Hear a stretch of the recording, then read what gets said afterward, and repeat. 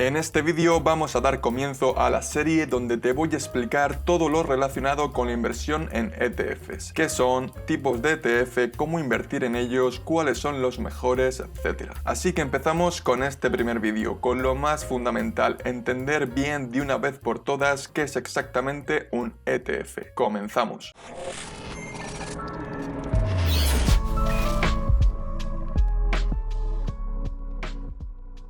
Las siglas ETF son un acrónimo del término en inglés Exchange Traded Fund, que vendría a significar en español algo así como fondo que cotiza en el mercado de valores. Esto quiere decir que una acción de un ETF puede ser comprada en el mercado de valores o la bolsa exactamente igual que cualquier otra acción de una empresa pública como Microsoft o Amazon. La gran diferencia con una acción particular como puede ser Amazon es que un ETF lo que busca es replicar el precio de un conjunto de valores. Cuando compras una acción de un ETF que replica, por ejemplo, el índice SP500, estás comprando una pequeña parte de todas y cada una de las empresas que componen este índice.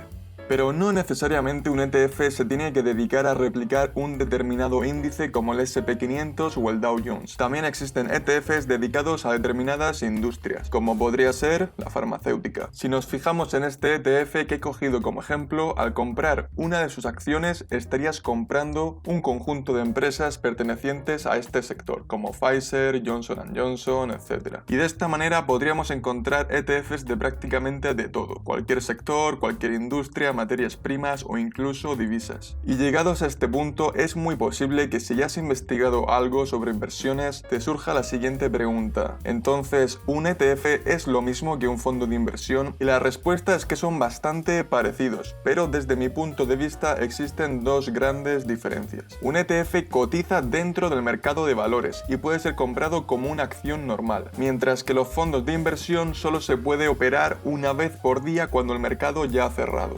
Podríamos decir que a nivel general un ETF ofrece mayor liquidez e inmediatez que un fondo de inversión. Los ETFs también suelen contar con comisiones más bajas, ya que muchos de ellos tienen una gestión pasiva y menos gastos relacionados con las gestiones administrativas y el marketing. Uno de los aspectos más importantes a tener en cuenta cuando vamos a elegir un ETF es las comisiones. Es cierto que en general estas son más bajas que las de un fondo de inversión, pero aún así pueden variar bastante de un ETF a otro. La comisión que debemos pagar anualmente suele aparecer como expense ratio y suele ir desde 0,02% hasta el 4 o incluso el 5. Podemos encontrar excepciones con comisiones más altas, pero estos suelen ser ETFs de gestión activa, muy especializados y para un perfil de inversor muy concreto. En la actualidad hay principalmente dos grandes empresas que ofrecen una gran cantidad de ETFs. Por un lado iShares, que tiene 372 ETFs y controla 1,8 trillones de dólares, y por otro tenemos a Vanguard, todo un clásico que ofrece 80 ETFs y maneja alrededor de 1,3 trillones de dólares.